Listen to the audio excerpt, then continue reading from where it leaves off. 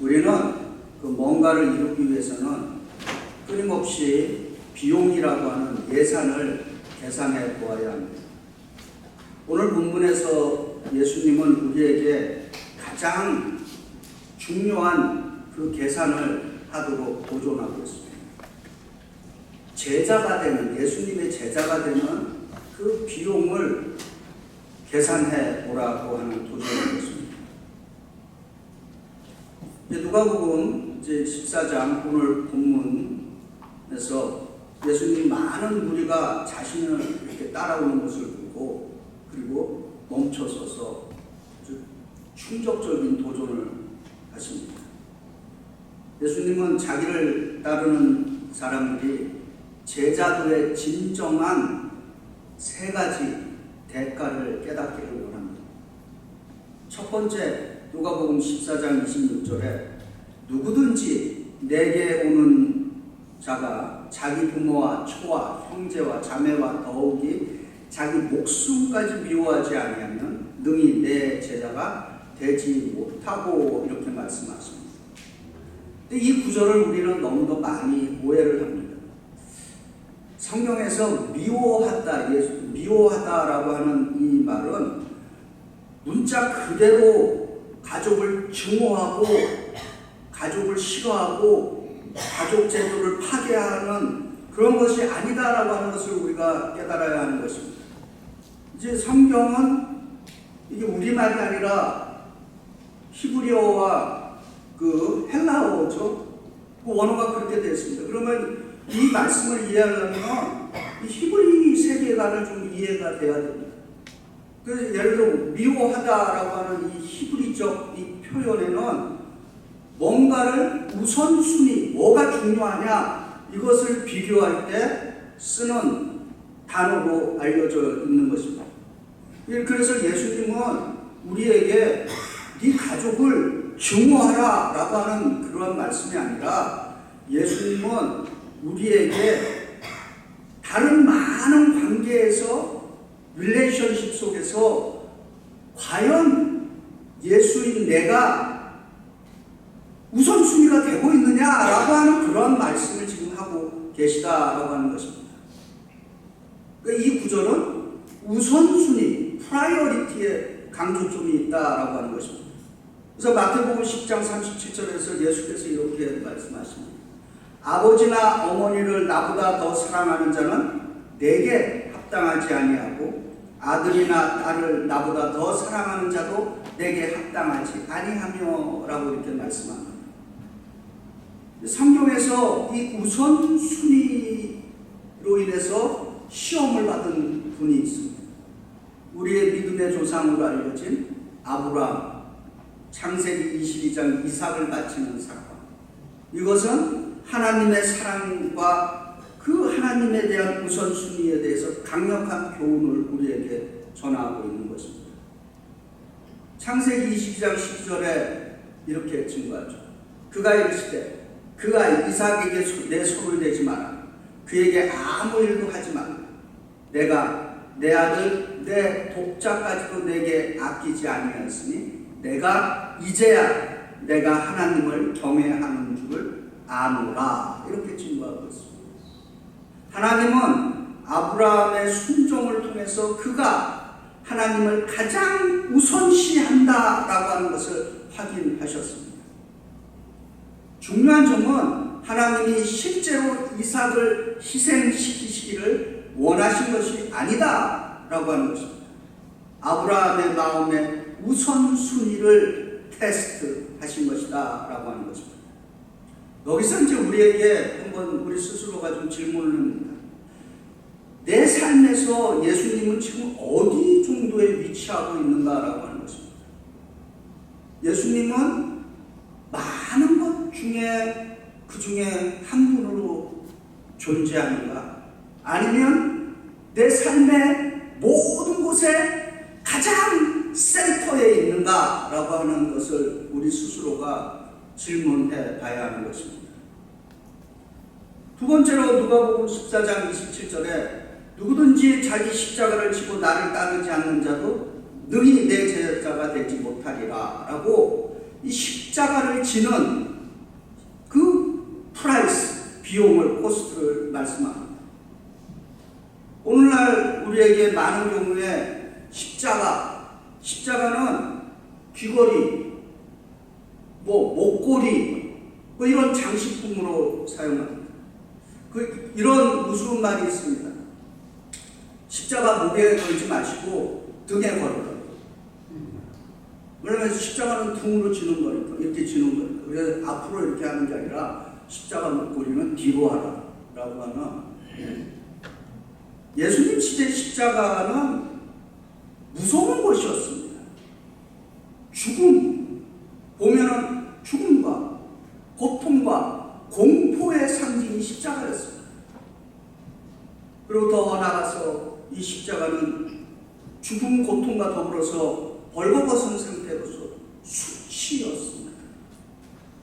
그래서 예수님은 자기를 따르려고 하는 제자들에게 편안함과 안전을 약속하는 것이 아니라 오히려 그 반대적인 것을 지금 약속하고 계십니다. 마태, 마가, 누가는 십자가를 진다는 것이 과연 무슨 의미인가? 그것을 이 새 복음서는 자기 부인, 자기 희생, 때로는 고통까지도 감수하겠다라고 하는 것을 의미한다라고 말하고 있습니다. 그래서 누가복음 9장 23절에 이렇게 증거합니다. 또 무리에게 이르시되 아무든지 나를 따라오려거든 자기를 부인하고 날마다 everyday, daily 제 십자가를 지고 나를 따를 것이라 이렇게 강조하고 있습니다. 한 번 지는 게 아니라 날마다 everyday 지고 따라오라 라고 하는 것입니다. 그래서 십자가를 진다는 것은 우리의 그 개인의 그 욕망, 야망, 이런 안락함보다는 하나님의 목적을 우선시하겠다라고 하는 어떤 희생적인 삶을 담고 있는 것입니다. 혹시 여러분 가운데 디트리 본헤퍼라고 하는 분을 아시는지? 세계 2차 대전 때 이 나치 정권 하에서 있던 분인데 이제 2차 대전이 거의 끝난 무렵에 이제 순교를 당했습니다. 이 디트리 본헤퍼가 남긴 아주 역작이 하나 있는데 제자도의 대가입니다. The Cost of Discipleship. 근데 그 책에 이렇게 말합니다. 그리스도가 나를 부를 때는 그 의미가 뭐냐? 그리스도가 나를 따르라고 부를 때 그것은 너도 와서 나처럼 죽으라고 부르신다 라고 그렇게 그 책에 기록하고 있습니다.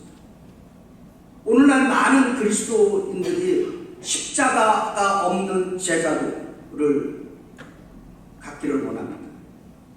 믿음 생활도 비용 없는 믿음 생활을 추구합니다.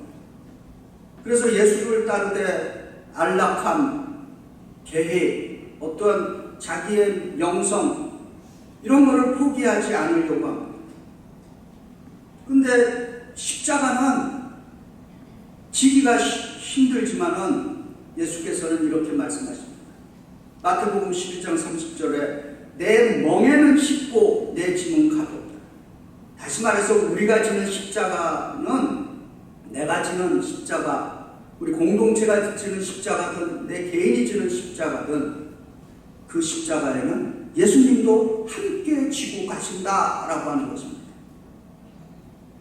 오늘 우리 각자에게 주신 이 십자가를 구별하고 용기 있게 지고 예수님을 따라갈 수 있는 그 은혜를 강구할 수 있기를 바랍니다. 세 번째로 누가복음 14장 33절에 이와 같이 너희 중에 누구든지 자기의 모든 소유를 버리지 아니하면 능히 내 제자가 되지 못하리라 이렇게 소유권에 대해서 말씀하십니다. 예수님은 모든 제자들에게 너희는 물질적으로 가난하게 살으라 그렇게 요구하고 있지 않다라고 하는 것을 여러분이 또 기억해야 됩니다. 예수님을 따르는 사람들 가운데는 부유한 사람들도 있습니다. 그런데 예수님의 많은 제자들은 자기가 부유할 수 있음에도 불구하고 부유를 선택적으로 선택하는 하지 않고 가난의 삶을 택했다라고 하는 것이 핵심인 것입니다.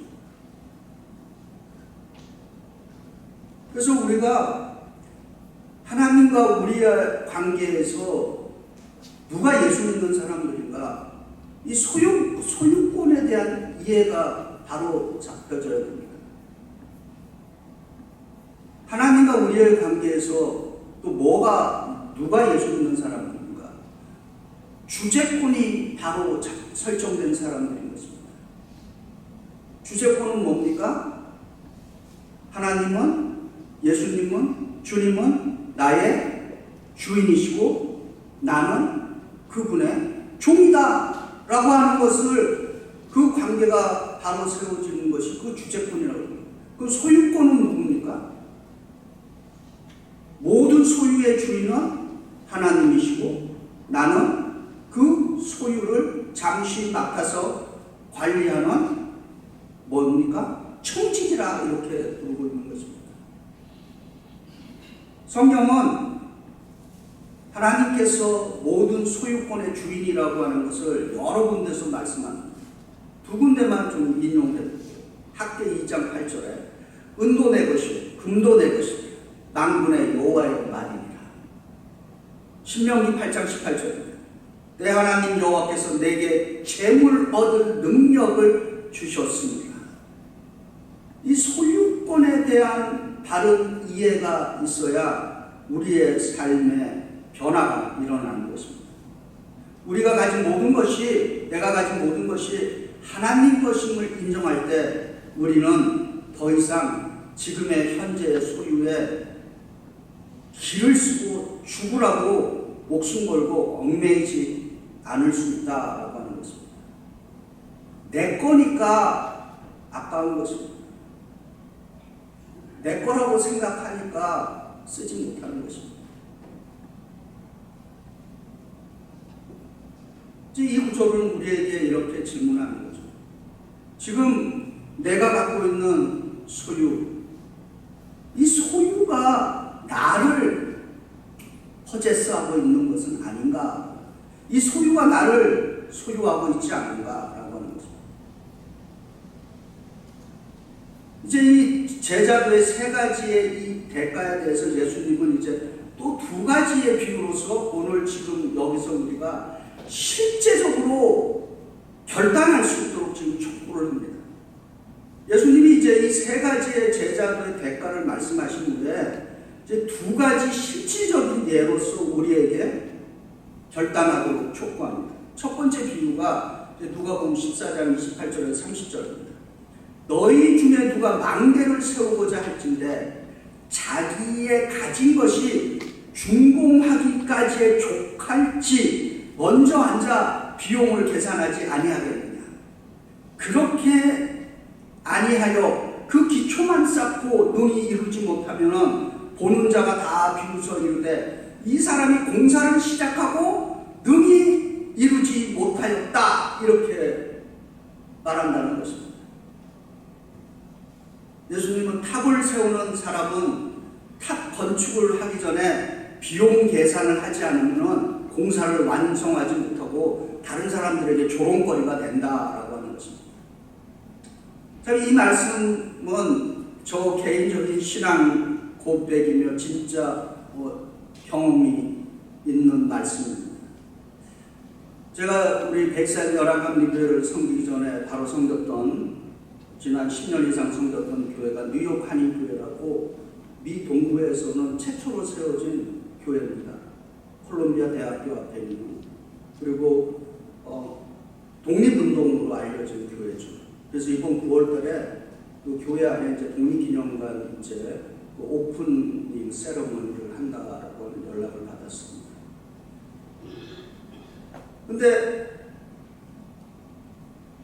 저는 그 교회에 있는 동안에 횟수로 한 12년 있는 동안에 제 생애 전체를 다 교회 건축에 쓰임 받았습니다. 그 교회가 70년 말부터 교회 건축의 비전을 가지고 40년간 교회들이 꾸준하게 어떻게든 힘들고 어려워도 저축을 해갖고 3.5 밀리언을 건축원금으로 모았습니다. 그래서 뭐 어쨌든 간에 건축하려고 하고 하다가 안 됐습니다. 그러나 또 하나님께서 저 같은 사람을 보내서 또 들어서 주셨습니다. 그래서 2015년에 그 8월 달에 3.5 밀리언의 건축 계약을 했습니다. 그리고 마치면은 4.6 밀리언이 드는 건축 계획이었습니다. 그래서 한 1 밀리언은 우리가 또 충분히 해낼 수 있다라고 하는 이제 자신감이 있어서 이제 건축 계약에 사인을 했습니다. 근데 이 3.5 밀리언에서 시작한 건축이 2022년 마지막 5월까지 다 계산을 하니까 얼마 남았지 아십니까? 10 밀리언이 나왔습니다. 1년 6개월이면은 끝낼 수 있는 건축 계획이 여러 가지 변수들이 작용을 했습니다.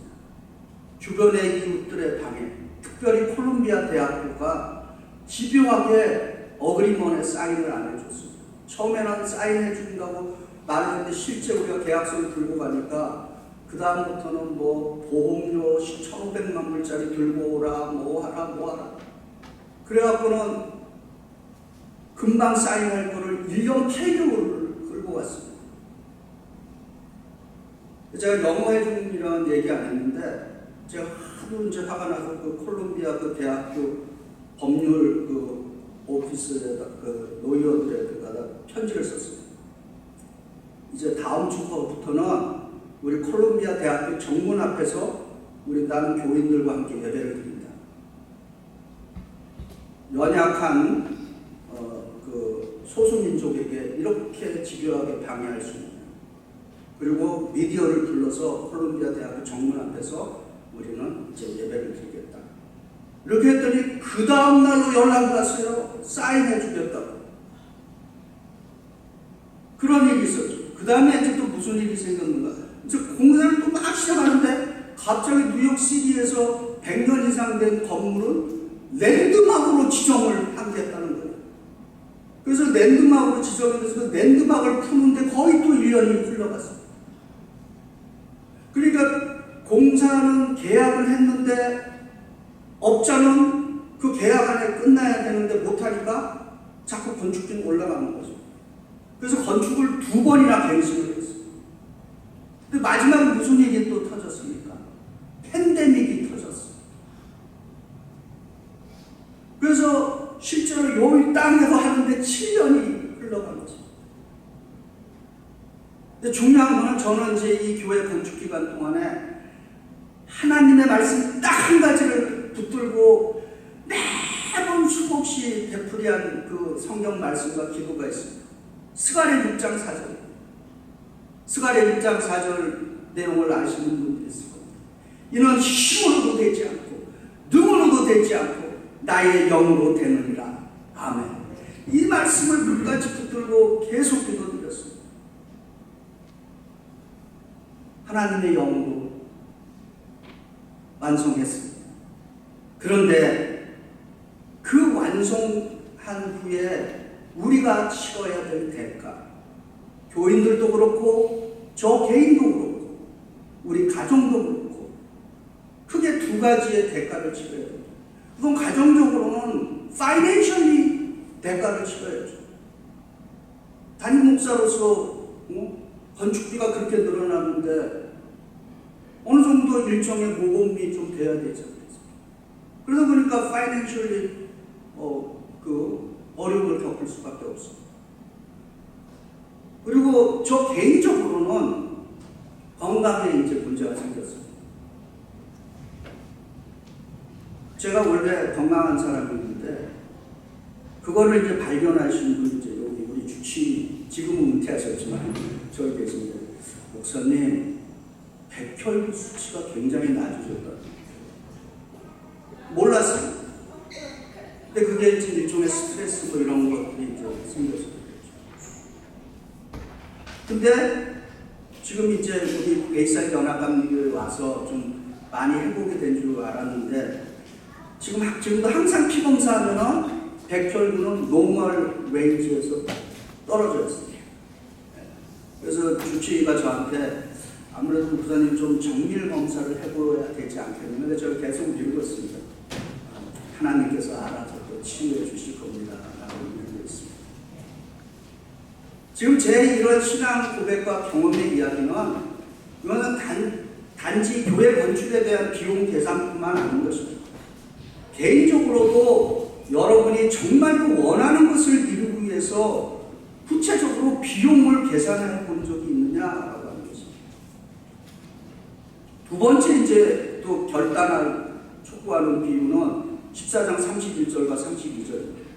또 어떤 임금이 다른 임금과 싸우러 갈 때 먼저 앉아 1만 명으로서 저 2만 명을 거느리고 오는 자를 대적할 수 있을까? 헤아리지 아니하겠느냐. 만일 못할 터이면 그가 아직 멀리 있을 때 사신을 보내어 화친을 청할지니라 이렇게 증거하고 있습니다. 전쟁에 나가는 왕이 전쟁이 나가기 전에 이길 수 있는지를 계산하지 않으면 패배하거나 굴욕적인 화친을 구해야 한다라고 하는 것입니다.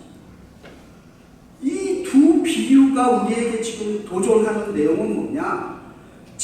내가 예수님의 제자가 되겠다라고 하는 것은 흥분해갖고 충동적으로 결정할 일이 아니다라고 하는 것입니다.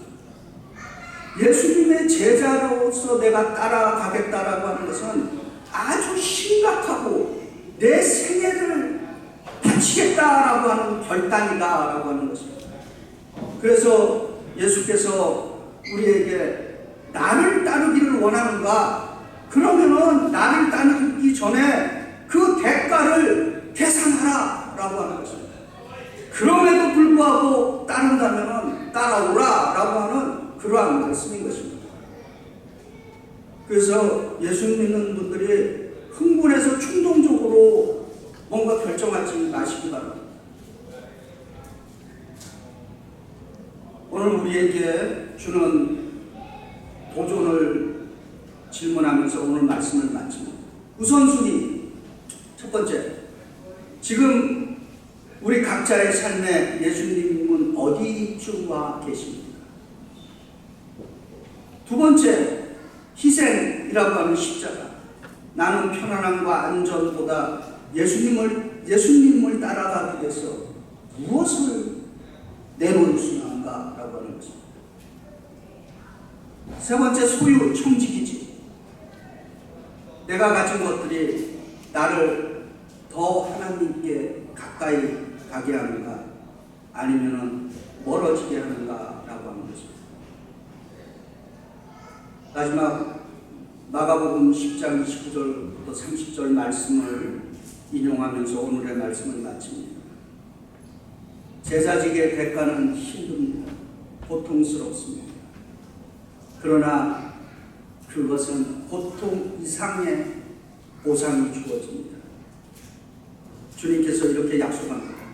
내가 진실로 너희에게 이르노니 나와 복음을 위하여 집이나 형제나 자매나 어머니나 아버지나 자식이나 전토를 벌인 자는 현세에 있어 집과 형제와 자매와 어머니와 자식과 전토를 100배나 받되 박해를 겸하여 받고 내세에 영생을 받지 못할 자가 없느니라. 아멘.